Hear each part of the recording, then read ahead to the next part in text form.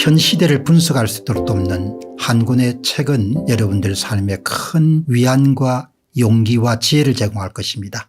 경제학이나 이런 걸 한 사람들은 공학도 마찬가지 대부분 통계학이라는 것이 아주 기본이지 않습니까?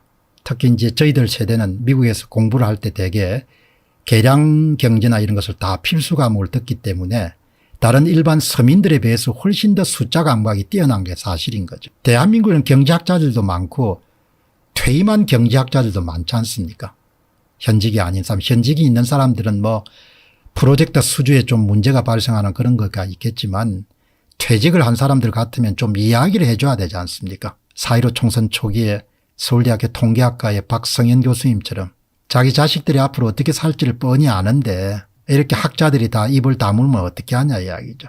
한심하지 않습니까? 오늘 신문을 보니까 중앙일보의 가장 상단 일명 톱에 윤석열 집값 안정 자평에 경제학자 이중구 뭘 했다고 염치 없다 이런 비판을 까칠한 비판을 했어요. 윤석열 대통령이 8월 17일 취임 100일 기념 기자회견에서 집값 전세값 안정을 새 정부 성과로 내세우자 국내의 대표적 진보 경제학자인 이준구 서울대 경제학부 명예교수가 도대체 무슨 일을 했느냐 이렇게 반문했다. 이준구 씨는 나이가 좀 많고 경제학을 한 사람들한테 미시경제학인가 이런 책을 가지고 이름이 많이 알려졌죠. 저는 이분이 가끔 블로그나 이런 데 글을 쓰는 걸 보고 좀 마음에 안 들었습니다. 주류 경제학을 한 사람이 저렇게 좌측에 있는 사람들을 옹호하고 하는 거가 별로 이렇게 마음에 안 들었죠. 그러나 나이가 이렇게 많은 사람인 줄은 몰랐습니다. 밑에 사람들이 정확하게 지적하지 않습니까? 좀 입 다물라고 당신 이야기가 옳지 않다고. 그래서 제가 이렇게 한번 찾아보니까 1949년생이고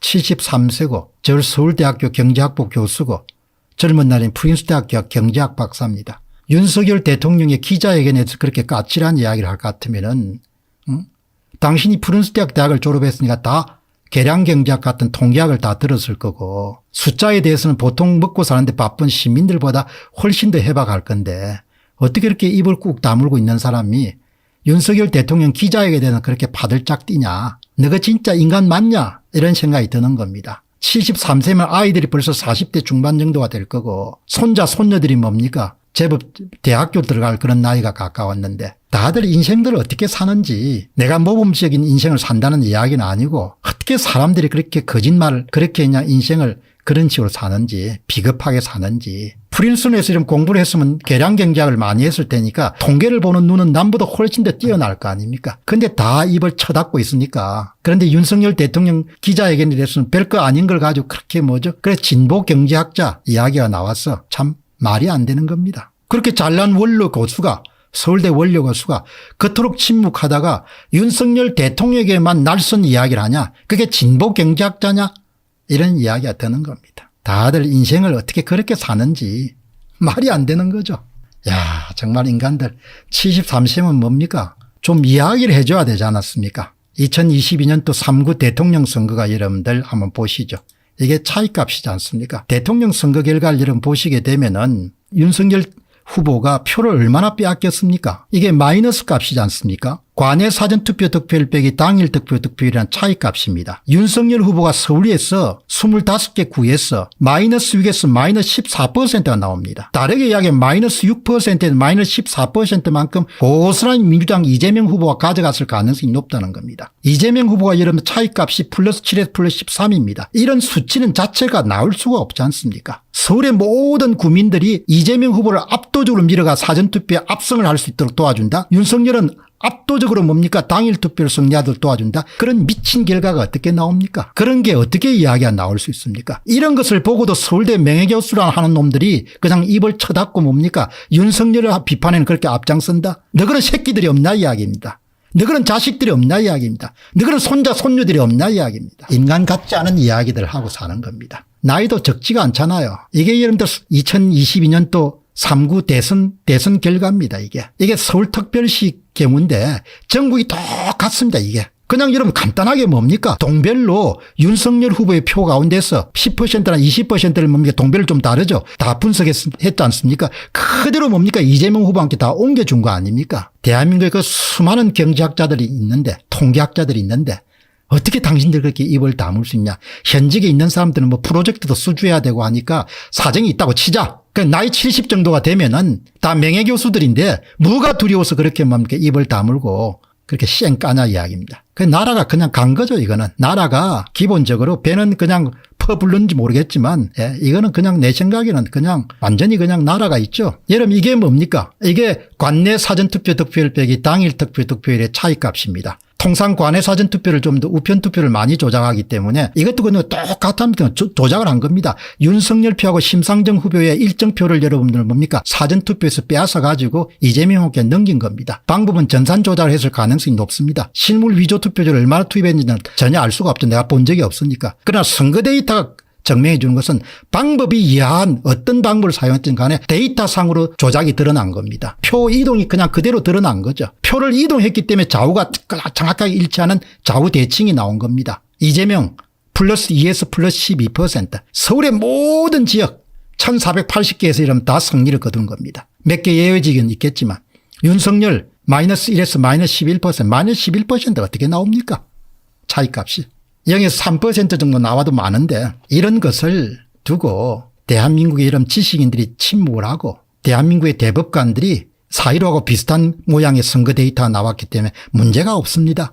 그런 사람들은 여러분 같은 하늘 아래서 어떻게 살겠습니까? 특정 후보의 사전투표 득표수를 빼앗아서 다른 후보로 이동하지 않고서 나올 수 없는 현상인 거죠. 이게 간단하게 이야기하면 특정 후보의 표를 빼앗아 가지고 다른 후보에 이동시키지 않고선 절대 나올 수 없는 겁니다. 얼마나 이동시켰습니까? 관내 사전투표는 평균적으로 전국 평균입니다. 8%를 빼앗았네요. 마이너스 8%. 사전투표 참가자 수에. 이재명은 뭡니까? 플러스 9%입니다. 그러니까 심상정이 한 1% 정도 치게 되면 1%하고 8%를 빼앗아 가지고 이재명 후보가 뭡니까? 그냥 닦아치운 거죠. 그냥 통계로 나오지 않습니까? 이 값이 정상이면 어떻습니까? 0을 중심으로 붉은 막대 그래프하고 푸른 막대 그래프가 중첩이 돼서 나타나야겠죠. 이렇게 이름들 마이너스 8 플러스 8 이거는 뭡니까? IM 조작, IM 사전투표 조작, IM 전산 조작 이걸 뜻하는 겁니다. 쌍봉 구조가 나올 수가 없지 않습니까? 이렇게 0을 중심으로 분포가 돼야 되죠. 사전투표와 당일투표가 비슷해야 되니까. 관내 사전투표는 뭡니까? 좀 많이 했겠죠. 플러스 7% 마이너스 7%. 합치게 되면 14%의 표 이동이 있었겠네요. 관내 사전투표에서는 뭐죠? 9%, 8%, 18% 정도. 이건 조금 관내가 좀 더 많네요. 이거는 뭐 특정 후보의 사전투표 득표수를 빼앗아서 다른 후보에 이동하지 않고서는 나올 수 없는 현상인 거죠. 2022년도 6월 1일 지방선거 한번 보시기 바랍니다. 이게 여러분 지방선거의 결과지 않습니까? 서울시장 선거입니다. 뭐 정확하게 뭡니까? 오세훈 표를 빼앗아 가지고 송영길하게 딱 대해준 거 아닙니까? 차이값 관내 사전투표 득표율 빼기 당일 투표 득표율. 오세훈 마이너스 6에서 마이너스 9%. 전 지역에서 뭡니까? 사전투표 대패합니다. 송영길은 전 지역에서 이런 사전투표 대승합니다. 그래서 플러스 6%에 플러스 10% 나옵니다. 이렇게 큰 수가 나올 수 없지 않습니까? 정확하게 뭡니까? 오세훈 표를 빼앗아가 송영길하게 옮긴 거 아닙니까? 전산적으로. 다른 이야기를 제가 하고 싶지 않고 그냥 선거 데이터가 이렇게 우리 함께 이야기한다는 겁니다. 4.15 총선과 똑같은 현상이 나타난 거 아닙니까? 이게 뭡니까? 차이값 관내 사전투표 득표율 빼기 당일 투표 득표율입니다. 오세훈 표를 정확하게 마이너스 시켜가지고 사전투표 득표수를 빼앗아가 송영길랑 그대로 옮긴 거 아닙니까? 그러니까 두 개가 똑같지 않습니까? 좌우 대칭으로 열병식 하는 것처럼 보이지 않습니까? 관내 사전투표니까 마이너스 6에서 마이너스 11%를 빼앗은 겁니다. 정상적인 값은 0에서 3 정도가 나와야 되는 3%도 나오기가 힘듭니다. 서울에는 표본수가 크기 때문에. 그런데 6에서 마이너스 11이 나온 겁니다. 송영길은 플러스 5에서 플러스 11이 나온 겁니다. 이게 표 이동을 한 겁니다. 표 이동을. 뭘 동해서? 전산상으로 표가 이동이 된 겁니다. 이 선거 데이터가. 이 선거 데이터는 제가 만든 게 아니고 과천에 있는 중앙선거관리위원회 만들어서 국민들을 위해서 공개한 겁니다. 우리는 뭘 했냐? 공개한 것을 제야 전문가가 날밤을 새워서 분석한 겁니다. 이렇게 여러분들 데이터가 나왔는데 프린스턴 대학이면 경제학부에서 상당히 명문입니다. 들어가기 아주 어려운 그런 학교죠. 거기서 경제학을 공부를 해가지고 뭐 진보 경제학자란 분이 올해 73세인데 입 다 다물어? 입 닥쳐? 인생들 다 그렇게 살면 안 되죠. 자식들이 얼마나 앞으로 비용을 치르게 되겠습니까? 너무 비겁한 거죠. 이런 나라를 어떻게 물려줍니까?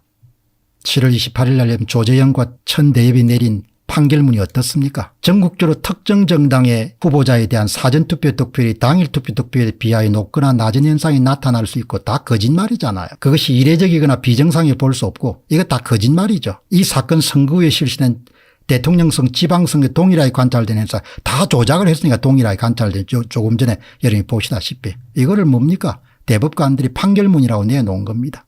대법관들이 판결문이 이런 겁니다. 4.15 총선 선거 데이터 문제 없고 왜냐하면은 그 이후에 지방선거 대통령 선거 다 비슷했기 때문에 다 조작을 했으니까. 제가 뭐 작심하고 이야기하는 게 아니고 이중구 씨의 여러분들 그 논평이 중앙일보의 가장 좌측 상단에 나와 있기 때문에 그래 윤석열 대통령 이런 기자회견이 그렇게 마음에 안 들면은 당신이는 선거 데이터에 대해서 말을 좀 해야 안 되냐. 당신들 뭐하고 사냐. 나이 73세면은 내일이 어떻게 될지를 어떻게 아냐야. 후손들 좀 생각해봐라. 후손들이 노예로 사는 거 아니야. 지도자를 자기가 뽑는 게 아니고 선거 이런 데이터를 만들어가지고 이런 지도자를 뽑는데 그게 세상이냐 그게. 근데 입을 다물어. 진보학자이기 때문에 당신 프린스턴 대학에서 경쟁했잖아. 그래도 대한민국에 좀 늦게 발표를 했지만 소설가 가운데서 가장 과학의 조예가 깊은 분이 복거일 선생입니다. 복거일 선생님은 올해 연세가 어떻게 되는지 모르겠네요. 월간조선 5, 6 여러분들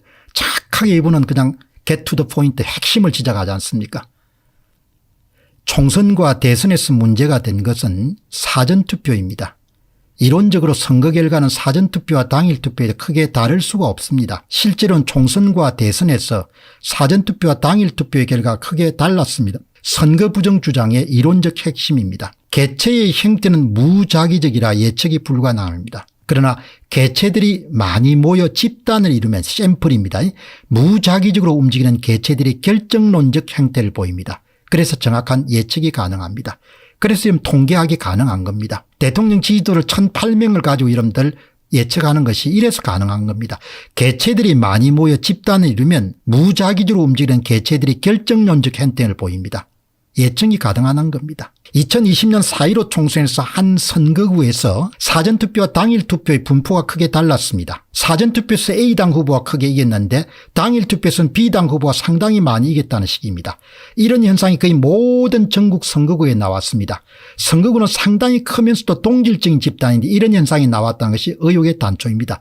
여기서 여러분들 동질적인 집단이 상당히 크다는 것은 표본수가 크다는 겁니다. 표본수가 크면 클수록 통계적 특성이 비슷해야 됩니다. 사전투표 후보별 특정 후보에 대한 지지도하고 당일 투표 특정 후보에 대한 지지도가 비슷해야 된다는 겁니다. 왜? 표본수가 크기 때문에. 3구 대통령 선거에서 사전투표 결과가 먼저 개표돼서 개수에 반영됐습니다. 오후 9시에 이재명 후보는 67%를 얻었고 윤석열 후보는 31%를 득표했습니다. 그러나 9시 30분에 이제 본투표 당일투표가 여러분들 개표되기 시작한 겁니다. 후엔 53% 대 45% 격차가 좁혀졌습니다. 대선이나 총선이나 사전투표에서만 집권당 후보 더불어민주당 후보가 압도적으로 이겼다는 얘기입니다. 사회물리학은 이처럼 거대한 집단의 한 부분이 나머지 부분과 크게 다른 형태를 보이는 것을 있을 수 없는 현상이라고 합니다. 대수법칙을 어겼다는 이야기입니다. 아울러 사전투표의 분포는 집단적 형태의 자연스러움이 아닌 자기적 인공적 규칙성을 보였습니다. 이미 여러 통계학자가 그런 자기적 규칙성의 사례들을 밝혀냈습니다. 사람은 직관적으로 무작위 숫자들을 생성할 수가 없습니다. 그래서 투표 결과에 손을 대면 그 흔적이 남습니다. 사람은 직관적으로 무작위 숫자를 생성할 수가 없습니다. 그래서 투표 결과에 손을 대면 그 흔적이 남습니다. 아마 대한민국에서 소설가들 가운데서 과학에 대해서 가장 조예가 깊기도 하지만 공부를 많이 하신 분 가운데 한 분이 복거일 선생일 겁니다. 이 연세 SF 여러분들 소설도 쓸 정도니까 착하게 핵심을 지적하네요. 선거는 보통 통계학에서 다루기가 극히 힘든 수만 수십만 수백만 정도의 그런 집단으로 이루어지기 때문에 서울 시민들로 구성된 집단에서 여러분들 표본 집단 하나를 추출하고 사전투표 그룹 그다음에 또 표본 집단 둘 당일투표 그룹을 여러분들 추출하게 되면 모집단과 서울시민이란 모집단과 사전투표 그룹이란 샘플 집단 1과 당일투표 그룹이란 샘플 집단 2의 통계적 특성은 거의 일치해야 되는 겁니다. 그런데 이게 완전히 뭡니까? 더불어민주당은 사전투표에 압승, 국민의힘은 당일투표에 뭡니까? 압승 이렇게 나온 겁니다. 그래도 참 복거일 선생님이 말씀을 이렇게 해 주셔가지고 우리가 힘을 더해야 될 거 아닙니까? 나라가 이렇게 어떤 사람만의 나라가 아니니까. 오늘 하도 이렇게 이중구 선생이 좀 진보학자 좋다 이야기하면 진보고 뭐 나발이건 가네. 그러나 좀 인간적으로 살자 이야기, 인간답게. 자기 자식들의 앞날을 생각하면 어떻게 당신들이 이렇게 할 수 있냐. 한국이라는 나라에 참 실망할 때가 많습니다. 한국 사회 이런 반과학, 반합리, 반이성, 반사실, 반진실, 반증거 그 비용을 얼마나 엄청나게 지불하겠습니까? 사회적으로, 개인적으로 상상이 안 되는 겁니다.